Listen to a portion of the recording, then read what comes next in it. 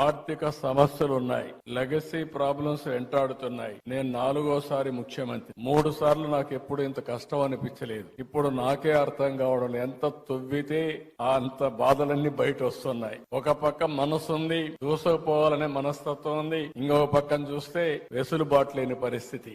ఓసారి చిన్న చిన్న కష్టాలు వచ్చినప్పుడు 4-5 సార్లు కూర్చుంటే సమస్యకు పరిష్కారం దొరుకుతుందేమో గానీ ఈ 6 నెలల నుంచి నేను రాత్రింబగళ్ళు ఆలోచిస్తున్నా, పట్టుదలగా పరిశోధిస్తున్నా, అయినా కూడా ఇప్పటికి కూడా నాకు ఒక దారి దొరకలేదంటే ఎంత డ్యామేజ్ జరిగిందో మీరందరూ గుర్తుపెట్టుకోవాల్సిన అవసరం ఉంది. అయితే కానీ నాకు ఒక బాధ్యత మీరందరూ ఇచ్చారు. ఆ బాధ్యతతో తప్పకుండా ఎట్టి పరిస్థితిలో మళ్లీ పూర్వ వైభవం తీసుకొచ్చే వరకు వదిలిపెట్టనని చెప్పి కూడా మీ అందరికి హామీ ఇస్తున్నా. అందరికీ న్యాయం చేసేది నా విధానం. నన్ను చూశారు. ఏ ఒక్కరికి కూడా నేను ముఖ్యమంత్రిగా ఉన్నప్పుడు గాని తెలుగుదేశం పార్టీ